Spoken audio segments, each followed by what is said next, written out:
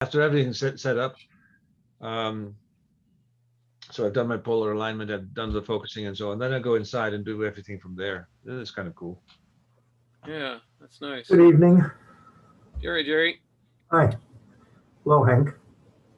Hey, Jerry. For some reason, Zoom would not let me do automatic admittance. It said I had to have one security thing turned on. I don't know why that is. It wouldn't. They only had one thing I could turn on. It had a waiting room. I have to admit people one by one. Yeah. I wanted to just let I people didn't in. have to put in a password. Yeah, that's good. Yeah. Yeah.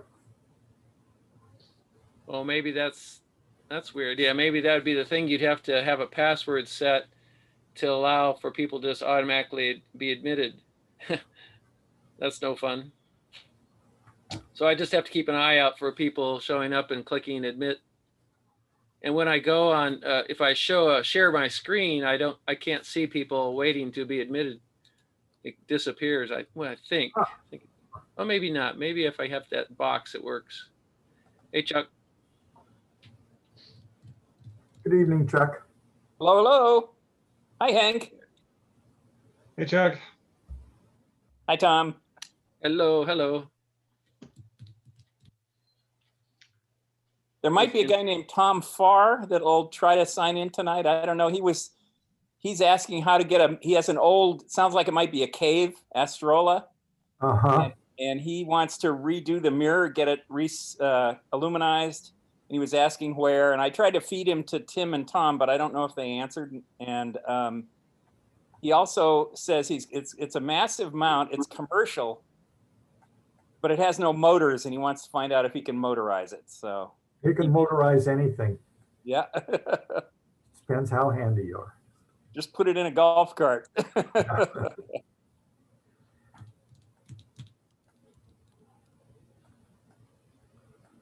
All right. Well, there's 4 of us here. So did you see the better video of the Ingenuity flying? Yeah. One where it doesn't jump up, it actually lifts off, and then they enhanced it a lot so you can see the dust underneath it sparkling as it takes off. Oh, I didn't see that one. Yeah. They were worried about the dust, I guess, and that's what they're kind of testing. Huh. Well, yeah, they landed with all that dust from the retro rockets, so I guess it shouldn't be too big a problem.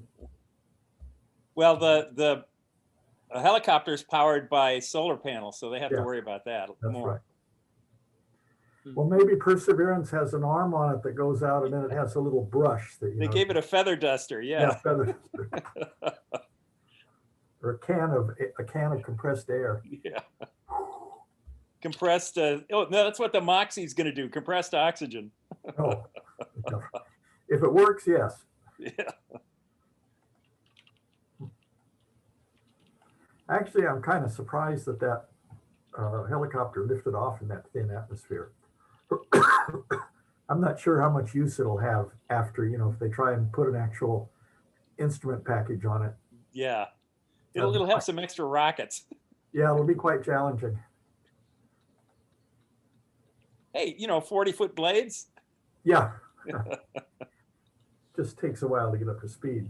Yeah. Sounds like they need rockets on Mars.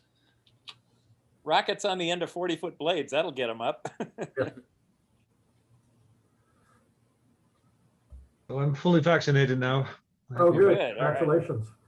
Right. Yeah. 2 plus 2? Or Moderna? Pfizer. Pfizer, that's what I got. Apparently, we're going to have to take a 3rd booster shot later in the year within 12 months. Yeah. Which is okay with me. Yeah, the faster we can get everybody vaccinated around the world, the less we'll have to worry about that. But So Henk, what's the deal with? I'm going to omit your other computer here. What's the deal with Astroberry? I don't quite get what Astroberry is. Oh, it's just a bundle of software on Linux that works well. So it's got well, first of all, it's got kstars and ekos. That's the main thing, I think. But it also has ccdceil, and that is something that's similar to Sharpcap, which is good. So it could actually, replace ekos probably. So yeah. So What was that program called? ccdceil. Sky in CCD French. what? CL, CL, CIEL. CIEL, yeah. Oh, or sky or something, or Yes.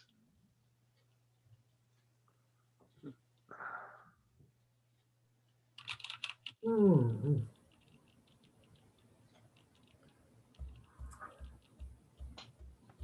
Anyone know any good jokes? That's why we need I'll 10. share. So Chuck, Jerry, I'll share your some of your comics that you've sent here. Oh, okay. So hang in here. Let's see. So this was Mount Wilson picture. Just wanted to throw that out. Oh, that's And, tonight again, right? Is there one tonight? I think they do it every 2 weeks. Every 2 weeks, yes. Oh, really? Now, hopefully they'll get better and better. I don't recognize the people. They're wearing masks. So. Yeah. Yeah. But it's got one of those little red cameras sticking in the eyepiece, so that's what they were using. All Oh right. yeah, this one I thought was cute. Yeah. Oh, the Mobile, yeah. It's And even got a little virus particle. Yeah. I like that one. Great food, no atmosphere.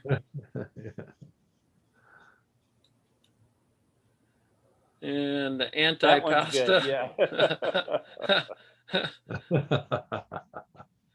The surreal McCoy.com.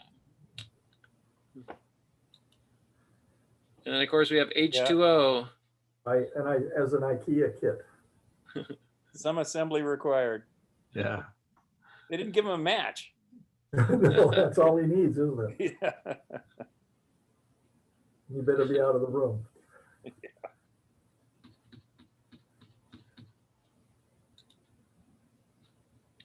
And then I had another one here that's kind of interesting. Let's see if I can share my screen again. Where's this thing? So you need a new type of coffin. Here's a new type of coffin you can get in New Zealand. Now there's a country in Africa, is it Ghana, I think, where they do things like that. Looks like a hot dog. Yeah, you can be buried in your car. Oh. You know, they'll make a model of your car, but out of wood. Huh. I think that's a cream, those cream donuts, I guess. What do you call those things? Yeah. Eclair type thing. Yeah. That seems kind of pointless. And then we got the whitest paint ever. Yeah. Dump that on your asteroid, that's a problem. Yeah, that's interesting. Yeah. So 95.5. it reflects up to 98.1%, it says. Paint that reflects 95.5% of sunlight. But you can put aluminum coating on it, and it'll reflect higher than that. It's not white, it's specular. Because this is a diffuse surface. I don't get what the deal is. I can understand a really black, but who needs a white? You can adjust your white balance for that. Yeah. Well, aluminum, would aluminum stay, you'd have to keep it clean somehow. You have to keep everything clean. That's true, yeah. And of course you do have the blackest black, yep. For coating telescopes, okay. Yeah, that's a paint. There are blacks that are blacker. They're dendritic growth of nanocrystals. They're not only black, but they're totally hydrophobic. I've seen people put a drop of water on one and it just totally never gets absorbed, none of it. Interesting. I just got a new thing you put over your end of your telescope that helps you make flat frames. So it's a LED illuminated disc. I've always used white poster board, and either another smaller poster board or a white t-shirt to make the flat frame. So I'm going to give this technique a try and see if it's uniform enough. So where'd you buy that from? From OPT, it took them 4 months to actually deliver it. What do they call that? What do they call that thing? I don't know. Let me go look and see. Maybe it has a name on it.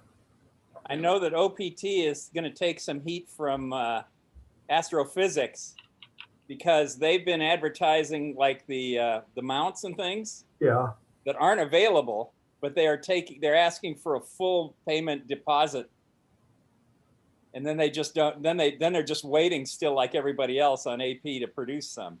Yeah. Oh, I see. So it's pissing off AP. Good luck to them. Yeah.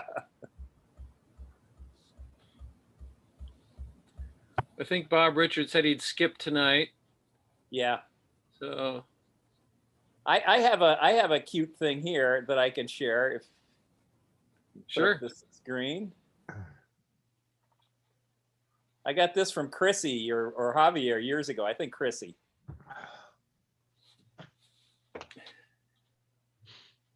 Homogenized bond. I don't get it. What's gonna go on? What's going on here? Well, they're just advertising it as comparable to the Palomar scope. Oh, okay. Yeah.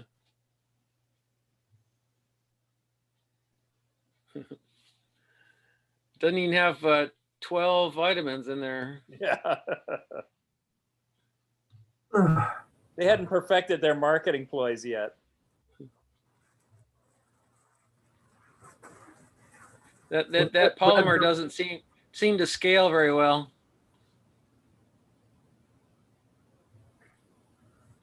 Based on the size of the people standing next to it, that doesn't Yeah. look like 200 inch. Well, they've been eating the bread. Huh. Yeah. Okay, well, let me share this with you. How do I do that? I just want Share to hold screen. up the camera. Oh, How do I get out of there? You gotta find the right window. So share screen, then click on the right window. Oh, So this is it. It's intended to fit over my 10-inch Newtonian. And it's called an Aurora flatfield foil. And I bought it because it was the cheapest of the ones they offered. It's made by some guy named Gerd Neumann. And it's an LED. Somehow there's LEDs in there between two, it looks like two milk white layers of plastic. ah. So we'll see how uniform it is. Uniform it is, yeah. Yeah, you might end up with two bright spots. Well, then it wouldn't be very useful. Yep. I don't think they've got an LED that's that big, so it must be an array of really, really small ones. Yeah, that's it. No, that's not the one I got. The one I got was $400. $380. oh. It was the cheapest one of them for this size. Yeah, that shows it in operation. Looks pretty uniform there, but it's hard, you know, it's Well, advertising. yeah. What is that? That looks like about a 10-inch. On what kind of mount? It's real fuzzy. Looks pretty big. Looks like an Atlas mount. Losmandy Atlas or something like that. The weight shaft is real thin. It's got the weight coloration of the Takahashi weights. Yeah, it does. And it used to be what Vixen used before they went to this real shiny white. Let's see. Huh. So you had a bigger one, huh? Yeah, this is That's- 160 millimeters. That's about 6 inches in diameter. The one I've got is about 12 inches in diameter. Here we go. Here's the other ones. Let's see. Well, hold it. How come it's not showing me more here? Maybe there's a link to they're not showing anything they don't have. They really took AP's beating to heart. Yeah. Yeah, 160 is not very big. That's for a refractor, small refractor. Yeah. It's about $1 per millimeter, it looks like. Yeah, that's about right.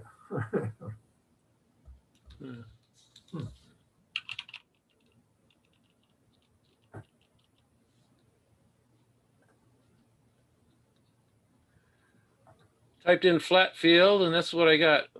Well, here's another one. 250. Yeah.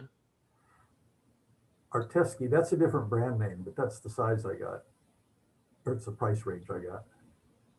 Just 250 millimeters? No. It's a little That bigger. would be 10 inches. This is 12 inches, I think. If they have on the side. There's more. No, to be more specific.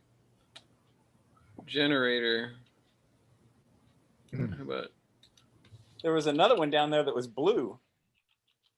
Oh, weird. It doesn't matter the color of light. It doesn't. The white balance doesn't get you. It's just the uniformity of illumination. Okay. Yeah. Here's all Arteskis. Yeah, that's a different brand. It's funny.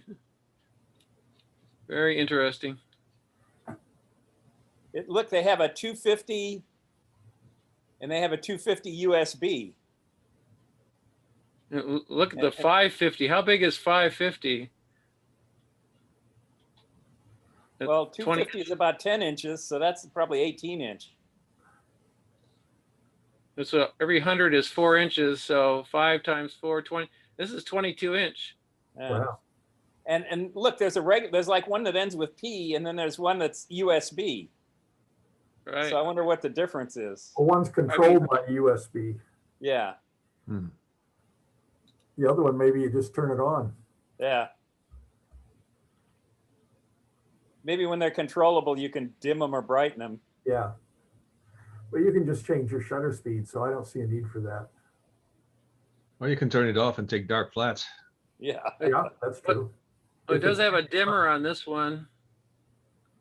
12 But you have to go, it looks like you have to go fiddle with it. Whereas over the USB, you don't. So that must be the difference. Because it looks like a manual control there. Mm-hmm. Yeah, yeah. I just got a power supply and a cable. Oh wait, there's a button on the cable. So I've got an on-off capability and one brightness. So what does it matter about flat field brightness and such? It doesn't. It's just well, you have to adjust it with the shutter speed so that you get a grayness over the field. You don't want it to be washed out. You want to see all the shades of gray from corner to corner. So I guess if you have a DSLR, it's probably easier to adjust for the high speeds to get that right. If you're on a CCD, there may be a limit for how fast you can go. Depends on the camera, I guess. I have a limited number of cameras and I never ran into a problem. What about for a DSLR, the white balance when you're doing astrophotography? Does that matter? White balance, I don't think it matters. Raw is raw. Yeah. You take the picture, and the way I process them, I then immediately, well, I do all the calibrations with taking, the dark field and the light field and the bias field away from it. And then I break it up into RGB and luminous layers, and then I treat each one differently. Yeah. And then I put them back together, and that's the only time that white balance counts. I need to know if I give 60% red and 50% of my blue or something. But I take pictures of G2V stars that are sun-like, and I pick them so they're dim, about 10th magnitude or 12th magnitude, so they don't overwhelm my equipment. they don't saturate. And then that one, I can see how bright it is in each of the colors. And then I use that to put the color picture back together. So Tom has allowed me to share the screen. Because you were talking about flats, I have a story about flats too. But first of all, let me see here. I finally took a semi-official first light, I guess. Your stars are nice shape, little squarish. But I mean, so I first collimated the newt. I hadn't done it yet because I just had, they said they had collimated it at the at Agena Astro, so that was fine. But yeah, I couldn't get the stars quite sharpened. I collimated it and everything got a lot better. But also those colors are just beautiful. Yeah, this is 50% of the data that I took. This is my last stack. I've never done that. I always took 100%, but I thought, okay, well, let's take a look at 50. This was 90 exposures or so. So now we're in the and it worked out pretty well, actually. So you can see some streaks, and that's because I did not do any dithering. If you look carefully, you can see it from the upper left to the lower right. What was your exposure time? 1 minute. And why did I do that? Because I wanted to avoid any problems with periodic error and so on, because the mechanical part of my system is still the weakest. The rest is actually pretty good. Focusing, I've also spent quite a bit of time. Yeah, I have an autofocuser, but yeah, focusing with the DSLR is a bit easier, I think. You can, Yeah, I agree with you. Yeah, I mean, here I have to wait for like 4 minutes, 4 seconds before I get an image. So there's a significant delay, and it's also fairly unpredictable. Whereas with the DSLR, you just click, boom, and you've got a shot, We've got a lot of fine detail in it.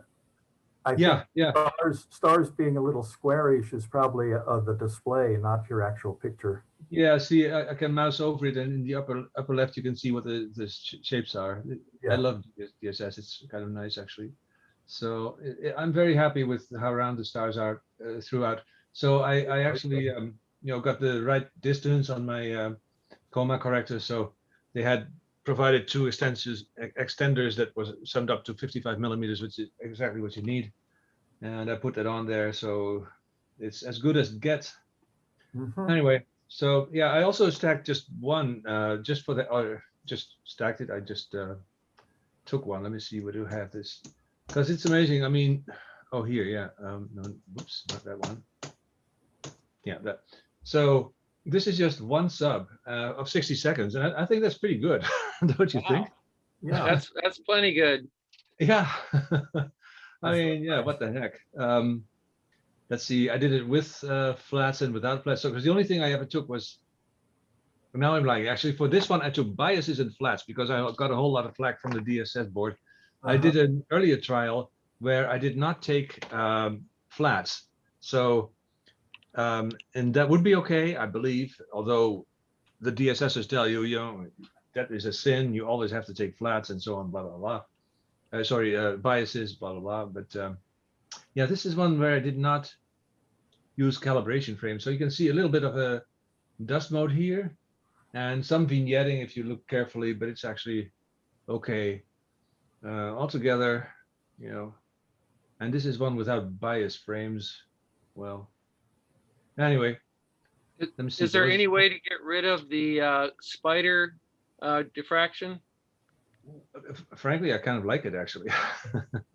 So, and I tell you, I met a guy at CalStar that took pictures with his refractor, and I challenged him on that because he had those diffraction spikes on his stars. And then he showed me that he strung a fishing line across the front lens of his refractor, so it would make those spikes. He thought it was a nice effect. Yeah. Yeah, I took a picture of the Pleiades once, and I accidentally still had my Batinov mask on, and I actually liked the result. I've accidentally done that, and I don't like the results. I feel so stupid. Yeah. But anyway, I'm very pleased with the camera so far. So if you know how to use it, and it took about me a while, this is not bad for 60 seconds. Yeah, so, very good. Anyway, so I did an earlier trial, and it was, let's see, it was this year. I'm not sure if I showed that last time, but it was horrible. yeah, so this was horrible vignetting, and I did not know how to get rid of it. But it turned out that when I took You've this, got that dust mode in here on that one. You can see it. oh on yeah, yeah. it's horrible. So the problem with this one, because I got used to taking just lights and flats, and that was usually enough for me. But I played around with the camera and I added an offset. And if you add an offset, then you add a parameter that actually requires a bias to frame to remove it. And so that's where it went wrong. And they straightened me out on the DSS forum for that. So anyway, I'm glad I figured that out. But yeah. But those people are intense. I mean, it's like a religion. You go on, there's like, oh, thou shalt this, thou shalt that. And you know, you hear a lot of different opinions, and you know, I think half of the people don't know what they're talking about, frankly. So, but I learned a little bit. Your assessment, I think, is correct. I've been to a series of these conferences, the Advanced Imaging Conference up in San Jose. They were going to hold it this year. They hold it every other year, but because of COVID, they're putting it off till May of 2022. But at that meeting, you have people that are really into certain ways, and there's about maybe 4 and 5 distinctly different approaches, and each one of them looks down their nose at the other approach to it, but they all get excellent results. Yeah, so I've thought of a new little project that I'm going to look into. I got curious about all the stacking and so on. Uh-huh. There's always the eternal question, like, okay, how long do you need to expose, and what gain, and what's the offset, and so on. And I think it should not be a science. I mean, what the stacker does is pretty easy. I mean, it does something like this formula. You can actually find the schematics that correspond with it in the DSS help. But it's just expensive. You can either just subtract religiously all biases before you do something, or you can just take this and work with dark flats. And so it's just, that's fairly simple. And then each of these F means flats, B means bias, D is dark, and so on. And you can compensate for the length of the dark if you have a dark library that has a different observation period than your light, and all that kind of stuff. But the formula is pretty simple. So U is the input, that's the light frame, and Y is actually the output on the sensor. And I want to transform that to actual photo electrons. And so I looked at the AC 201600 MC manual, and also with some people who tested it on cloudy nights with the Sharpcap. Sharpcap has a feature that produces a table like this. So in the user interface, you see the gain value. That's an odd number that you wonder what the heck is that. It's actually 10 times the dB in dB gain, and then you can convert it to photoelectrons per ADU, which is what you need, by some formula. I think I wrote it down here somewhere. Well, I got it somewhere. Yeah. Okay. So yeah, it's this formula. So that translates the gain value to photoelectrons per ADU. Anyway, it would be nice if I could write a program that if you take like 1 or 2 subs of the sky at different gains, that it would could process it and would come up with a recommendation. Okay, for these circumstances with this much. That's a good idea. Yeah, I'm going to work on that. So in fact, Sharpcap Pro has such a feature. So the program that produces this apparently also makes recommendations. So it lets you take a few subs and it does that. But that's a proprietary program, and I thought it would be kind of fun to figure that out. Yeah, you'll never see you'll never see the source code on that from them. Yeah. Anyway, so that's for some time later. I thought I'd just let you know. Oh, and by the way, I also, while I was looking at that, I found this program, and that's an old program, ImageJ. You may have heard of that, or so. It's a NASA or NIH program. I'm not quite sure, but yeah. So you can say, okay, open. So I have opened this file here. This is a flat. So this is a FITS file, and it shows you. You can look at the histogram. So FITS files are kind of tricky. Not all, because the contents is specifically for astrophotography, and a lot of the photo editors like GIMP or Photoshop don't quite know how to deal with it. And this is more FITS oriented, so it's kind of useful. but you can actually what- select What your is the name of the program you're dealing with? image J. I think It's here in- because it's written in Java, right? Yes. Yeah. Anyway, so yeah, you can also just select a part of your image and say, histogram, and we'll do that. Okay, so that's not too shocking, I guess, but it will give you all kinds of statistics. So image, you say, okay, properties. No, that's not what I want. Show info. Yeah. So this is the FITS header. Also not a big thing, but it's kind of nice because it's easy to keep track of what you've done. Like for instance, okay, what gain setting did I use? If you forgot it, you can just retrieve it from here. Anyway, I thought it was a nice little program that can be useful for all kinds of things.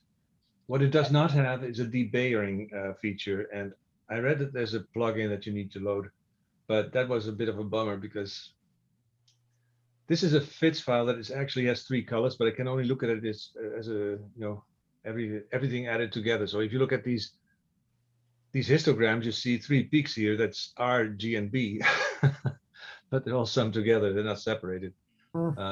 Anyway, so I think the AAVSO uses this a lot for photometry for looking at variable stars. Yeah. So it does also let you do some math, just like in GIMP. Actually, let me see, where is that? Analyze, process. Oh, here, math. So it lets you. I haven't tried this yet, but it lets you, I presumably, add or subtract images or something like that, or to the square root or whatever. You can do an FFT filters. Anyway, it's free. It's just, I thought, kind of an interesting thing. All right. Well, that's all I had to say. Okay, thank you. It's interesting.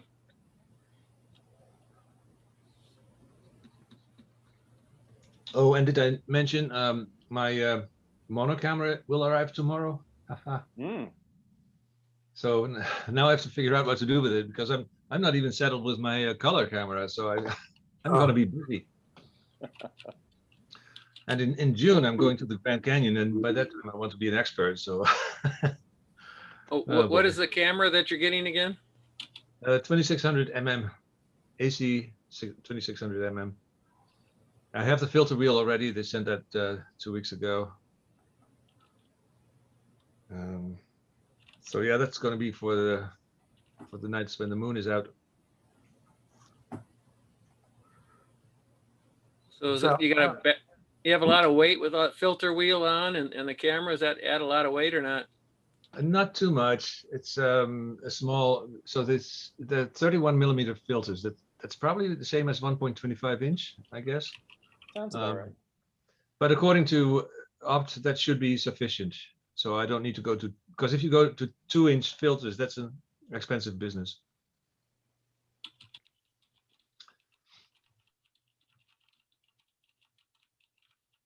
But I have the lrgb filters plus the narrowband filters as well. Now I have to figure out. So it would be nice if I had, I have to figure out how to put the camera and the coma corrector and the off-axis guider and the filter wheel together, and to make it easily swappable with a regular color camera. And then how to hook it up to a scope, and can I put it on one scope only or multiple scopes? I need to figure that out. Also, I would like to mount the Raspberry Pi sort of on it as well, so I got everything together, like one unit that you can stick on there. Anyway, Very ambitious. Yeah, it'll take me a while, I guess. So Henk, where'd you say you're going to go? Grand Canyon. The Grand Canyon, the Kaibab Lodge, actually. And in the first week of That's June. the north rim or south rim? North Rim. North rim, yeah. It's much up there. Oh, the North Rim is just beautiful. It's very nice, and they have a wonderful lodge there. Yeah. So yeah, they have canceled the star parties at the South Rim and the North Rim, but the Kaibab Lodge is outside the park, so they could not cancel that. And there's just a very modest star party of a few people from the Saguaro Astro Club, from what is it? I don't know exactly where they're based, but Saguaro or something. Arizona somewhere, I think. Yeah, Arizona. How do you spell Kaibab? Kaibab. K-A-I. BAB, sorry. That's a weird name. Where's that name come from? It's Indian. Yeah, there is a trail. Native American. The trail that goes from the North Rim to the South Rim is called the Kaibab Trail also. It's a very well-known name. At least on the north side, it's called the Kaibab. Does On the that south trail side. go down into the canyon then come back up? Yeah, Wow. Wow. ideally. It's a long way around. Yeah, I haven't done it yet. When I took my son there one time, and one time we went like 2/3 down, 2/3 of the way down, and then back up again. And it was a hot day, and it was nice. There's actually some water there, so there was a little waterfall where we could stop and take a break and go back up. It was great. But if you go all the way down, it's long. You know, it's yeah. On the South Rim, I went with some friends on the Bright Angel Trail. Mhm. And when we left, it was a bright, hot day. By the time we were coming back up, it was a blizzard. Oh. And we were seeing people who didn't bring, water or clothing or anything. There was one Japanese guy in a white tuxedo who actually was beginning to collect snow on top of his head. He was getting a little pile of snow on his head, and it's like, and he was getting delirious. It's like, man, not a good thing on a mountain trail. Yeah.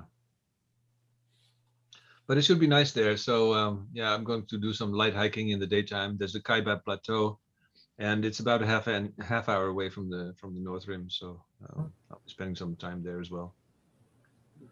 Just hang out a little bit with my scope and stuff, and see if I can shoot some nice, because the sky should be fantastic there. You could hope the weather will be good in June. Yeah. Mm-hmm. It should be. It should be fine on the Kaibab Plateau, but if you want to go down to the Grand Canyon, it's a hell, because it's the hottest time of the year, and people do the crossings preferably in I think in May and in the late fall.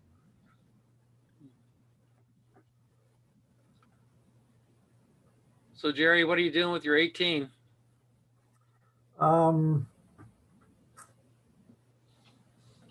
Let's see here. Where are you? There.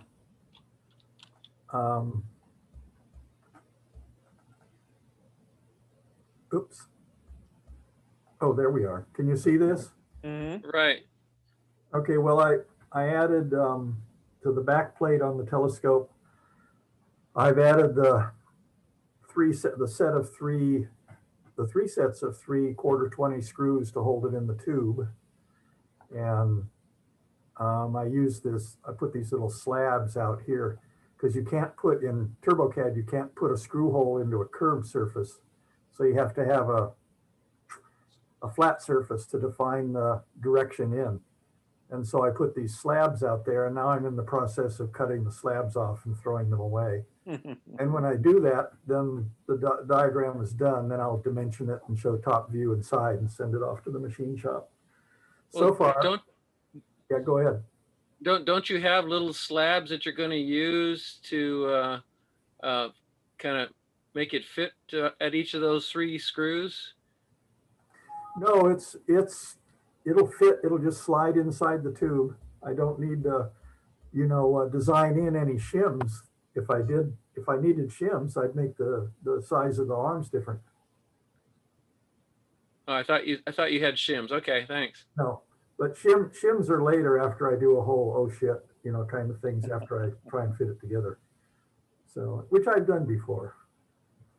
But so that took a while. The slicing it off, that's a new feature for me, cutting part of the thing off. So I've been slicing off parts that I didn't want to slice off. So I have to go back and undo it. But I think I've got it under control now. But you're going to drill holes through your carbon fiber tube into each of those 3 spots, right? Yeah, that's right. There'll be 9 holes near the bottom end of the carbon fiber tube.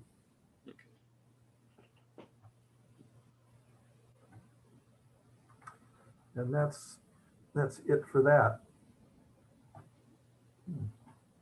So if you Nice. dropped your carbon fiber tube, is it pretty solid so it doesn't chip or anything like that? I don't know. I've never used it before. It's probably, it seems to me very much to me like fiberglass, but it's supposed to be more rugged than fiberglass and less flexible than fiberglass. It feels pretty rigid, which means that it might be brittle. I don't know. I'm not going to give it a try. I mean, If I do anything next, somebody. then I'll tell you. I saw somebody with a carbon fiber, kind of like a half cap, and he was passing around the audience, and you could throw it on the ground, and it was just totally inert for getting damaged. It was amazing. Yeah, when I started thinking about this about 3 years ago or maybe 4, I sent to a company, the company I eventually bought from, and they sent me 4 samples of their telescope tubes, about a 6-inch long section of different tubes. And we passed it around and felt it and stuff. And it seems pretty rigid. The carbon fiber in this case is solid carbon fiber. There's no light foam core fill. So it's quite rigid. And I wanted that so I didn't have to, because if you want to put screws through the carbon fiber tube that has foam fill in it, then you have to put hard spots where the screws are going to go. And I didn't want to do that. I want the whole thing to be hard. So how thick is the tube? It is 4 millimeters wall thickness. That's pretty solid. I think so. We'll Yeah. see. It doesn't weigh very much. Yeah. Are you going to drill any holes, or do you have to make carving in it, or what? Yeah, I have to do both of those. I have to carve out the hole for the eyepiece focuser tube. Okay. Well, drill holes. yeah. So that's very tricky actually, because I have used carbon fiber poles to convert my solid tube Z12 to a collapsible one, and I got the carbon fiber tubes from the company that I work for, because they do that. They were looking for ideas that what people could do with carbon fiber. So I got it for free basically. But I had to saw them a little bit, because it was one long pole that I had to cut in 3 pieces, and also drill some holes for the connectors. And you have to be very careful with that. So what I ended up doing is just get a dowel, a 2-inch dowel that goes that you stick in there, and then you start drilling. If you don't do that, then the carbon fiber will splinter on the inside, and if you try to remove those fibers, you're taking your chances.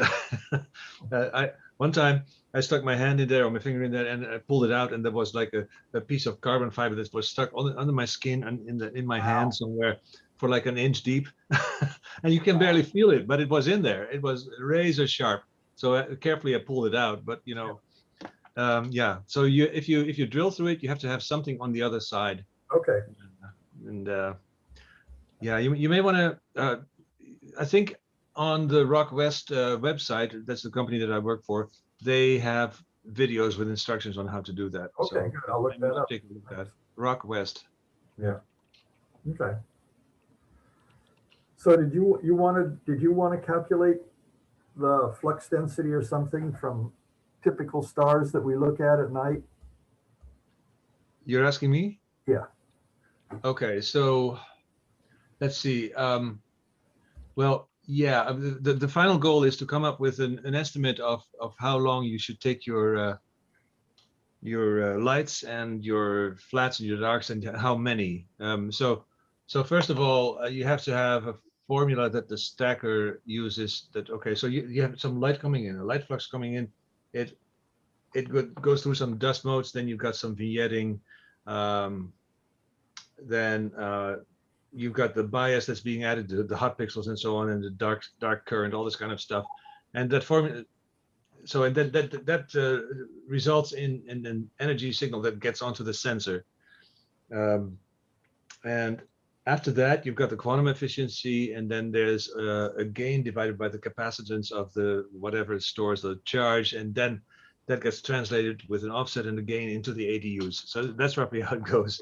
Okay. And that's what I sort of have to model. So I want to, because there's all kinds of factors and different opinions as well. So Craig Stark from Nebulosity and PhD. Yeah. So yeah, he has an interesting website with all kinds of information. He says, and that's also what I've done myself, just based on intuition. Expose as long as as long as you can, just make sure that you don't saturate your stars. Yeah. And the reason for that is that if you take up the entire range of the ADU, then you have less noise due to the discretization of the ADU, and that's a good argument, I think. Other people say that's just a belief that you have to take a unit gain for your, so that one photoelectron corresponds with one ADU unit. But that's not exactly a one-to-one correspondence. And anyway, I'm not sure if that's valid, but I buy Craig Stark's argument. So anyway, so that would give you a recommendation about how to spread out your photo electrons over the ADU. And then it would be nice if you could actually take that tool that I just showed, ImageJ. You can actually select a part of the picture and look at the histogram. So if you would have like to look at the light pollution on a particular night, you should be able to select a non-star area and get the histogram and use that in your analysis. I hope that I can do something like that. Yeah, it sounds very straightforward. Yeah, and then of course you have to estimate the flats and the biases and so on that comes from your images, and for that you'll need to do some statistics to see exactly what the estimation error is, and then eventually you come up with a balance of how long you have to, how many, and so on. It's not going to be trivial. I'll just have to think about this a little bit, but at least the equations seem to be fairly simple. So I mean the basic equations. The analysis might be a little harder, but it would be kind of nice because everybody has that question. If you on TSS or the astronomy forum, everybody's asking that, and then religious wars break out. You have to do this or you have to do that, but nobody can back it up. The actual. What is the question everybody's asking on DSS forum? Well, for people who start with astro cameras, they get a new camera that's not a DSLR, but it does have an offset and a gain. So the first question is, okay, how do I pick that? And that's a good question. So yeah. So I picked one that was like 420, and I mentioned it on DSS, and said, "Oh, that's way too high. You can't do that." So okay, fine. All right. Well, what is it then? Well, I usually do this, and so then you hear what everybody usually does, and so on. But okay, it should not be like that. It should be, you should be. Like everybody has tried out, has learned this stuff. They've made some good pictures they like, and then they've locked in on the process they got to it with. Yeah. No real a priori basis, or what would you call it, fundamental from the ground up principles to define it. Yeah, but you might not always choose the same values every night. I mean, it depends on the light conditions and so on, and also about how much time you want to image and so on. Yeah. And maybe you want to have shorter images if your tracking is poor and that kind of stuff. Mm-hmm. There's all kinds of things that go into it. Okay. Yeah, something to think about, and I hope I could come up with something.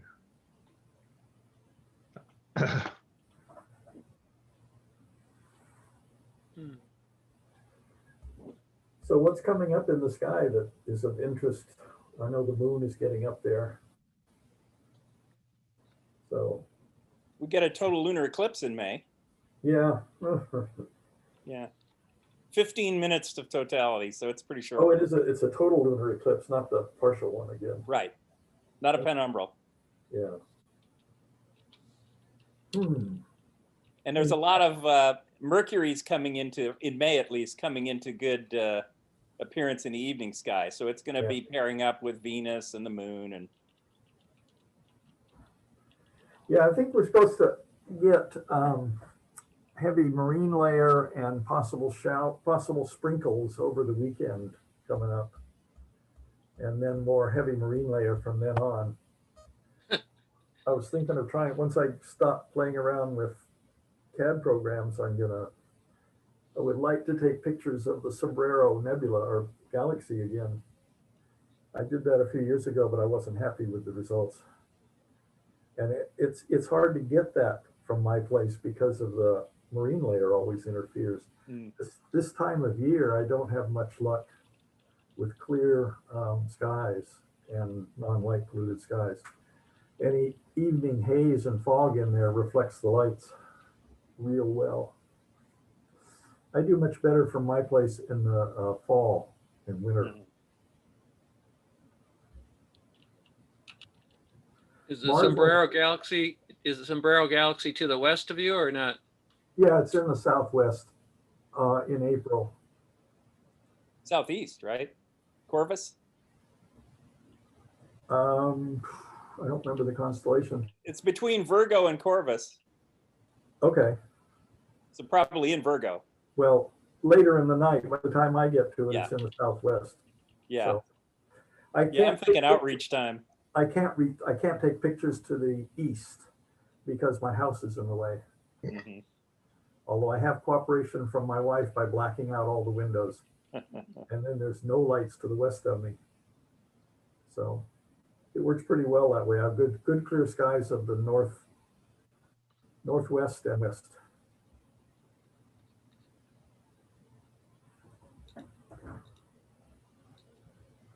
Well, the other night I went out for an occultation of Hyaka, which is one of the moons of Haumea, which is one of the dwarf planets out there. And of course, the error bars covered the entire North American continent, so people were out all over the place. So I didn't get anything, but people in Pennsylvania and Maryland got some hits on it. So they'll get some good astrometry on it. Cool. And that's a double star, a double asteroid, has a moon? Yeah, or it's just a single? dwarf planet that has two moons, and this is the bigger moon. It's like 300 Okay. kilometers across. I saw a picture of a crater the other day that was two identical craters side by side and then a spray at the junction between the two of them. And it was obviously a double asteroid or whatever, a double object that hit at essentially the same time. And they couldn't splatter to one side, it just all spread out front and back. Uh-huh. Have you seen that picture? It's very dramatic. I've seen ones with multiple hits close in time where the splatter was directed. Yeah, okay. I'd like to find that again for one of our morning podcasts, but I don't remember if that crater is on Mars or on the moon. Yeah. I'll I know find- there's some on the moon. Yeah. Yes, indeed. So you saw that Elon, or what is it, SpaceX won the award from NASA to build the lunar lander for the Artemis project. Yeah. So he's gonna. It makes me think that there might even skip using the SLS if Elon gets going well enough with reliability with his Starship. Yeah. Hasn't had any good landings yet. Well, he claims he has. It's just, it looks bad, but Yeah. everything went the way it was expected. And so that really sealed that design. So he skipped from, I think it's serial number 10, which did the landing and then blew up shortly afterwards, to SN15 is going to be the next one because that has a different structure for the landing legs. So Tougher. apparently the landing legs were insufficient on the last one. And he had a lot of leaks in those engines that caused ruptures and fuel to burn. Well, It's I've kinda got a cool question. what it does with those belly flops, that's kind of interesting. Yeah. Just Yeah. letting the rocket drop flat down and then right it back up again. That's pretty good. Gives you If some you've got confidence. fins, you might as well use them. Yeah. Yeah. You got it. It's a good way to use up energy. If he has a full load of fuel when he comes in, he really doesn't need to do the belly flop. He can decelerate back down to where he's got zero, surface speed, and then just let himself fall and then turn on the rocket at the last minute. Because he doesn't need to do a high temperature deorbit. I'm wondering about the size of those rockets. They seem pretty big. Even the module that they'll have on top. So how will people get in and out of those things when they reach the moon or Mars? Oh, it's just like the science fiction movie. There's a cargo door that opens about 2/3 of the way up the side of the spaceship, and a crane comes out and lowers things and people up and down. So I'm really, the weak point of the whole thing to me is the first few landings on either Mars or the moon. You know, he's landing on concrete pads back here on the Earth, and there's going to be no solid, hard object to land on up there. So it's really a crapshoot. You know, he should fly up a slab of concrete and drop it there. So, and head for it. But that's going to be the big risk factor. And Yeah, he might need snowshoes. Yeah, you never know. There's going to be surprises. So but he's getting them. I think he'll get the landing okay here on Earth. It's getting it okay up there. So You think he might have a two-stage landing where you leave the bottom part of the lander behind and you take off with a smaller part? from up there? No, the whole idea is to keep the whole ship together, because he has multiple refueling stations. So you pull up, you know, you want the gas tank full. So if it just takes so much fuel to get off the Earth, but it doesn't take anywhere near that fuel to get off the moon or off Mars. And once you're up there, he can fly all over the place on a single tank of gas, essentially. Take off and land from Mars. He can go out and harvest asteroids. I mean, it's a whole culture economy out there that does not depend on the Earth. People think of all the space programs as going from Earth up there and back. But once something's established up there, they don't need Earth anymore. They're running their own thing up there. Wow.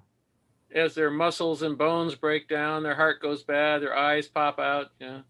Just a few minor things. So yeah. They'll adapt. What's that? They'll adapt. They'll adapt, yeah. Everybody will be real skinny, and they can't walk around on Earth. They'll develop opposable toes. Oh yeah, for grabbing things. Yeah. Back to monkeydom.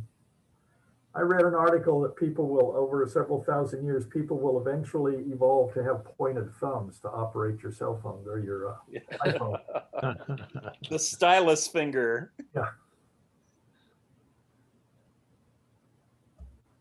Let's see. So that SpaceX says they're going to be launching the crew to the International Space Station, I guess. Yeah. On And Thursday. I think it's both a used booster and a used capsule. Mhm. Oh. And I read somewhere that Russia is going to pull out of the space station, at least. They're considering it, yeah. They're gonna, yeah. And Make their own. China's making their own too. They'll have it up. It's much smaller, of course, but it'll be up soon. It says, I see an article here. It says China wants to launch its own Hubble-class telescope as part of their space station. Good. Yeah, just don't have anybody on board while you're trying to do fine observations. Yeah. Yeah, I can't believe it'd be attached. Do you think it'd have to be separate? I think it'll fly in formation. Yeah. That's always fun. Nobody makes any mistakes flying, huh? Yeah. Well, they're going to build, you know, the gravity wave detectors, LIGO, and the other one, Lisa. yeah. The idea is that, because these are on the ground and they do a tremendous job of doing coincidence count, or, you know, what is it, when things happen, simultaneity, to get the signal out of all the noise that's there. But they envision much larger ones that are more sensitive, but built in space. And of course, there's no superstructure connecting them together. They'll just be the different mirrors flying in formation. And they'll have what are those, inertia wheels to keep it oriented right. And then they'll have slight coasting rockets to keep it at the right distance and stuff. So that'll be interesting to see if they can do that.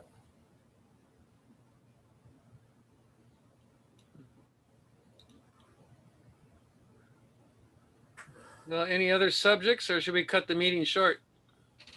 I don't know. Wind's kicking up here, so Nothing to not go an out. observing to. night.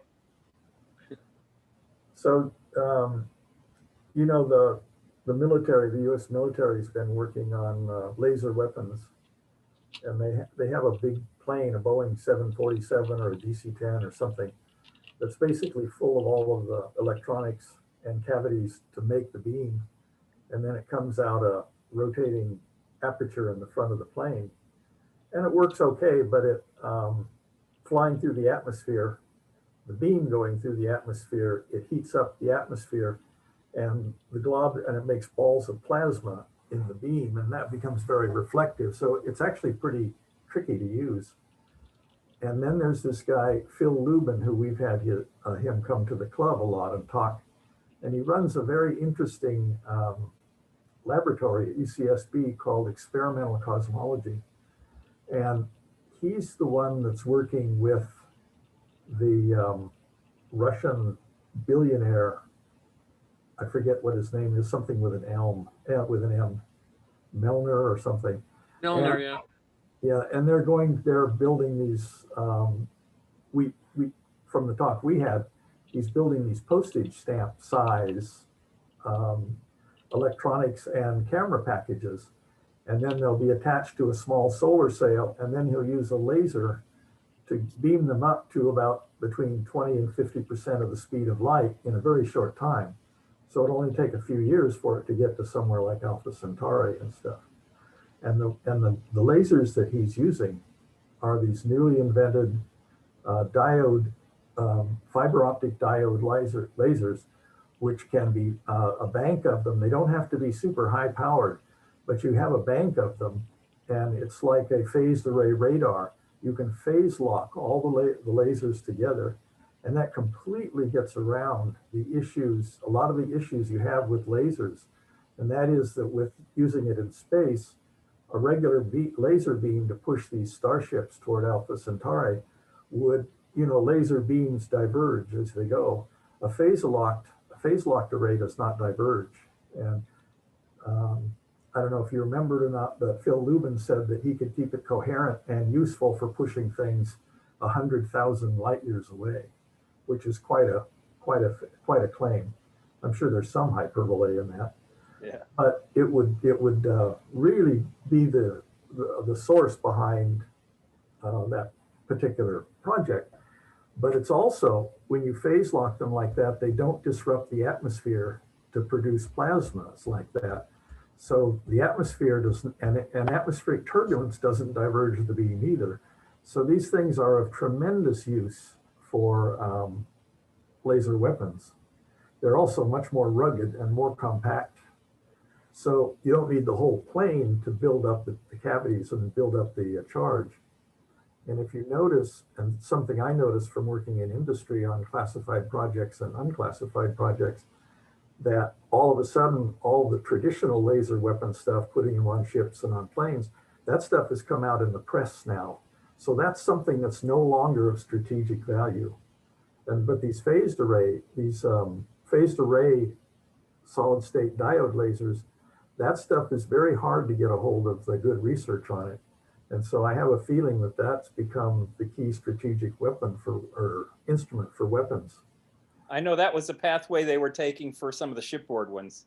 Yes, and they have taken some of these up there. I forget what they call them. It's something like Excalibur or something, an instrument, but they have taken them up to the ISS and operated them on the ISS.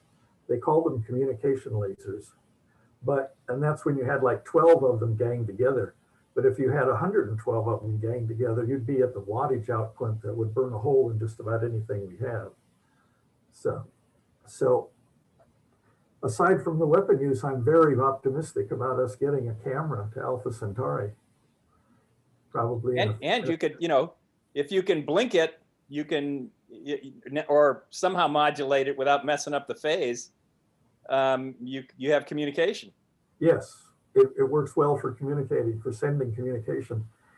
And they would launch these things, as you remember, they would launch these postage stamp size probes in waves, so that the first wave would take pictures, and then they would relay the information back to the next wave, and there would be this bucket relay back to the Earth. So these little postage stamp things don't have to send their information all the way back.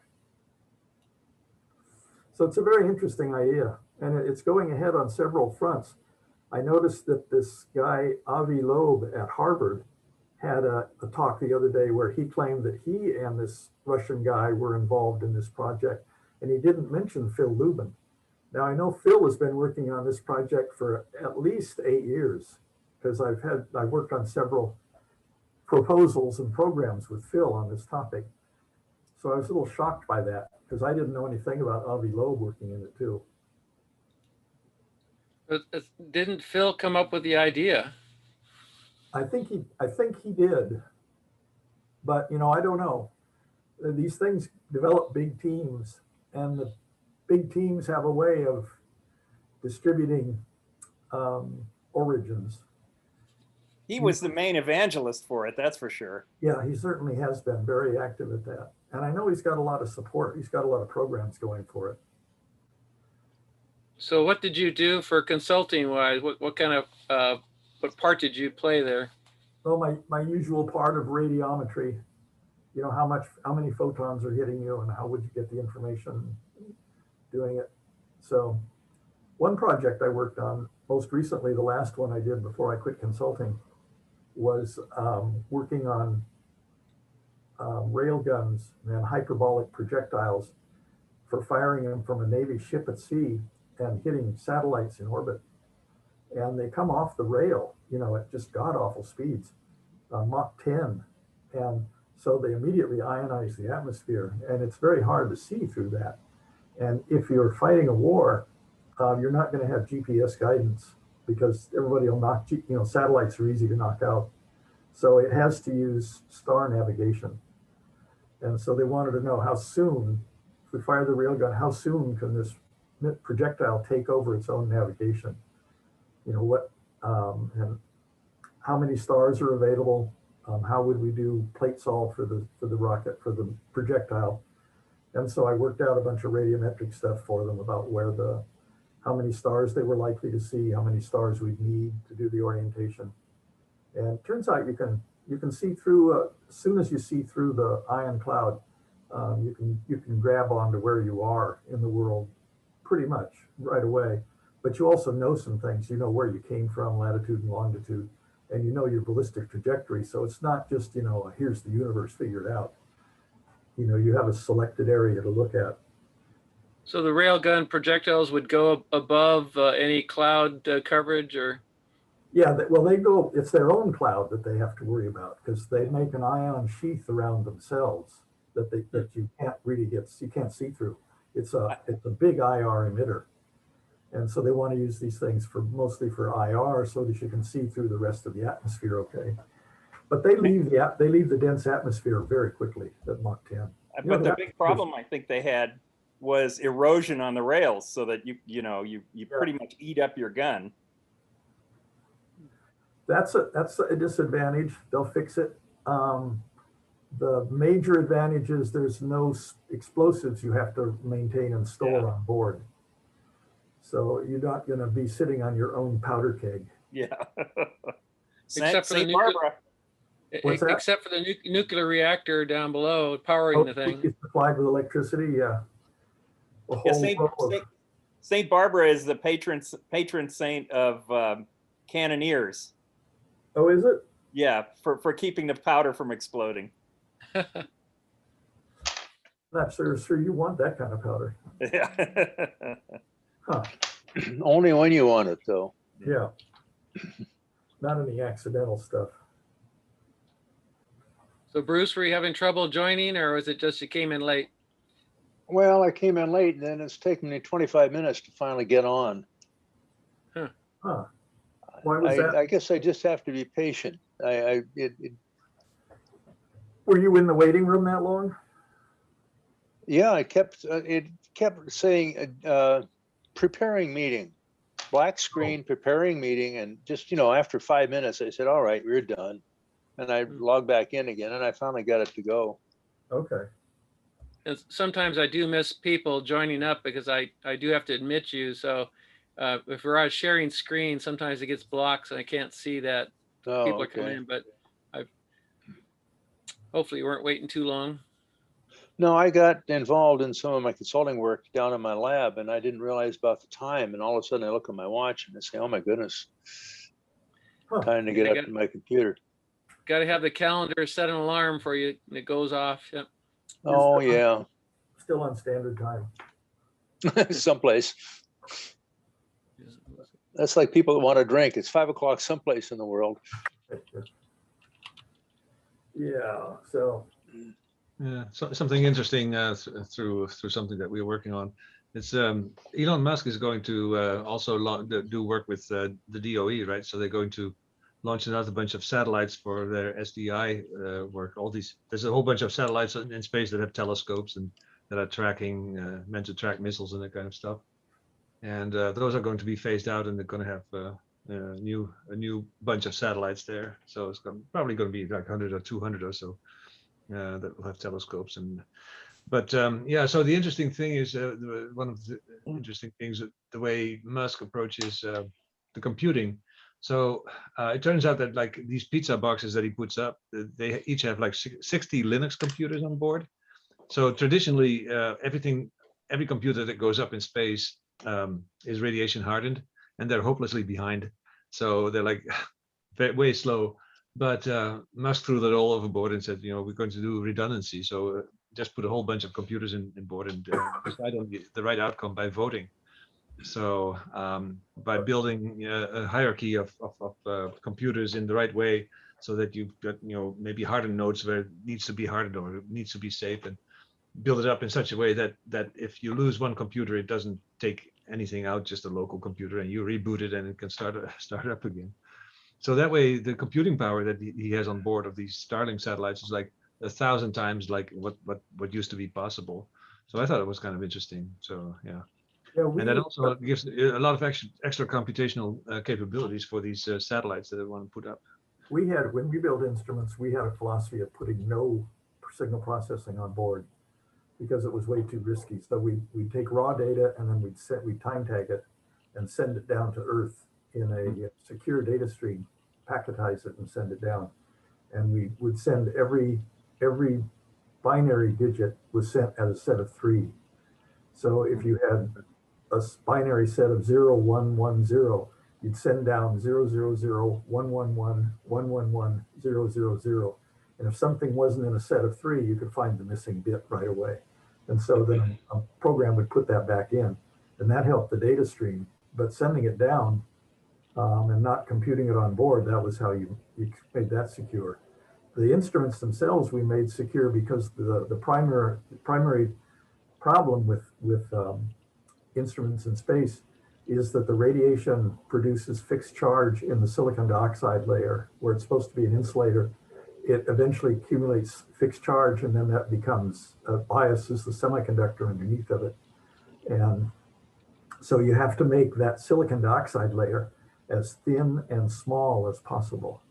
And that's quite challenging with, the lithography that's used. So they're designed slightly differently than for Earth use, but mostly they try and avoid doing computations in space. Right, so not anymore. So yeah, what goes up there are basically custom off-the-shelf computers, and they seem to work. At least the whole Starlink network seems to work quite well. And they also they're all running Linux as opposed to some special operating system that they might use there, like VxWorks that of Wind River or whatever, or just no operating system at all. So these are big changes, and also because if you use Linux, then you've got much better software because it's been used all over the world. It's been tested much better than anything designed. It'd be interesting to see how that comes out. Yeah. Sorry? The computers. See how that plays out, all that redundancy. Right. Yeah, but the software itself is also a major factor to improve things. So because it is much more reliable, it's actually possible to do a lot more things than what you would do with a traditional OS on a radiation hardened system. So it's kind of interesting. Yeah, and what you said about sending things down to Earth, those satellites are meant to do their calculations autonomously. So in other words, the tracking of missiles has to be done right there, and the satellites they track the missiles and they send it to other satellites that do the admin and send information down to Earth. But yeah, that's sort of how it's set up, I think. Yeah, for missile tracking, they had I worked on the early phases of EKV, the exoatmospheric kill vehicle, and that one they had a in the nose. It had a 10-minute lifetime, but the interceptor had a Cray 1 computer with no chilling in it at all. It was just a brick of a computer, but it had the capabilities of the Cray 1. And so it got real hot right away. And it was made with superconducting materials. So it had the A to D converter, and the filters were very high 10 terahertz bandwidths for terminal guidance. And they would pot the whole thing in a hard wax. And then the wax would melt as the thing heated up, and that would absorb the heat for it. But after about 10 minutes, it would burn, the electronics would burn itself up. And so they had a 10 minutes, which was longer than any conceived mission. And those things worked pretty well, but they've sort of disappeared from the press because I don't think they attract a lot of criticism. But I know the West Coast has operational EKVs installed facing North Korea. China and Russia could overwhelm us, so there's no point in trying to defend against that. But Jelko would, we made the lunar roving vehicle, and that used wax also because the only way you get rid of heat in a vacuum is radiate it to space, and that's not fast enough. So we, there was I forgot how much wax. It was about a foot by 4 inches on top of the motor controllers. There were 4 motor controllers because there were 4 motors, and the motor controllers were 96% efficient, but we could run the lunar rover for about 2 hours, and so the extra heat went into melting the wax, latent heat of fusion, and then once the wax had melted, you better be back at the lunar, the landing vehicle, and then you had to wait 8 hours for that heat to radiate out to space, and then you could drive for another 2 hours. Then the wax would recongeal. It would recongeal, right? Yeah, it would radiate it. One-way trip. They didn't wait for the wax to congeal. No, you didn't. A different thing. The other thing is, we made the computers and the guidance system that took Apollo to the moon, inertial guidance system. And that was what we did there. The biggest problem was single event upsets. You get a hot neutron that comes in. So we used core memory. So you could shut it down and restart and just right from where you were at, nothing lost. And number 2, we detected a fast neutron event, and we had silicon-controlled rectifiers. We actually squashed the power of the computer. We got rid of the supply voltage of the computer before the neutron could come in and turn on the parasitic SCRs that are all over the place and draw lots of current and kill everything. So the event would come in, it would be shut off. There was some, that's right, the state of the computer was stored in capacitor memory. And because the neutrons didn't affect that. So you'd quickly store the last address and whatnot that you were at out in capacitor memory, shut everything down. The event would pass. You could turn it all back on again, recall what you'd stored in capacitor memory, and you're off and running again. And Bruce, what was this used for? The guidance system on the Apollo computer, the lunar, the mission to the moon. Lunar excursion module. Yeah, right. Well, no, our computer was on the one that the whole thing that went up there, and the part that circled around the Earth and then or the moon and came back. I don't remember who made the computers on the LEM. Okay. So it was on the Apollo capsule and the service module. Yeah. Right, exactly. Huh. And that ran a program, and that ran an operating system called Jovial. Nobody's probably ever heard of that. Oh yeah.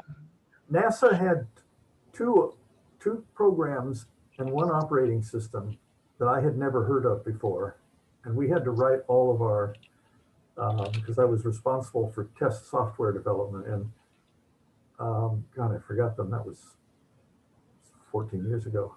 Well, I think one program was called OWL, and the other one was looked something more like an acronym. Yeah, I forget. But they were things that were not generally used, and I'd never heard of them outside our customer interaction with NASA.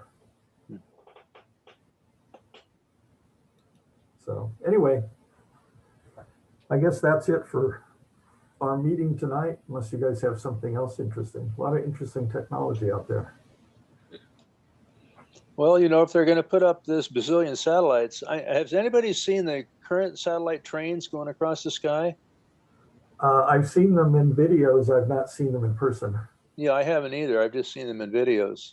But, you know, if they're going to be putting these redundant satellites plenty up there, our viewing is going to get, or our astrophotos will have all kinds of little streaks going across them. We can take all that out with processing. Yeah, but it's a lot of It's processing. supposed to be painting them black. Yeah, There was it's, an no, estimate. it's no problem for astrophotography. Yeah, Oh, I so- know. But you've seen my picture of the horizon to horizon view of the Milky Way, 205-degree field of view. And there's an airplane went through that in one of my exposures. I left it because it put Yeah. some life into the picture. There's some report I just saw, and I can't remember where, but it estimated how much the sky brightness will go up because of all the satellites. Mm. And it was some percentage. I mean, it wasn't a fractional percent. So, but Amazon just announced another 3,000 satellites constellation that's going to go up. I don't know if you read about that, but that's just another company, and there's going to be more. And they're not using the Blue Origin rockets either. No, No, China and Russia will be putting up their own system like this too. Yeah. So was that a diffuse background that's going to become brighter, or? Yeah. Okay, Yeah, just based on a total number of these things that are going to be up there. wow. So we're building our own Dyson sphere. Yeah. but around a planet instead of the sun. Yep. Okay. All right. Well, I'm going to hit the road. Yeah. Thanks, okay. everybody. Bye-bye. Fun talking Bye to you. bye. Good night. All right. Good Night. meeting. Mhm. See you Monday morning, maybe. Yep. Good night, everyone. right. Good night.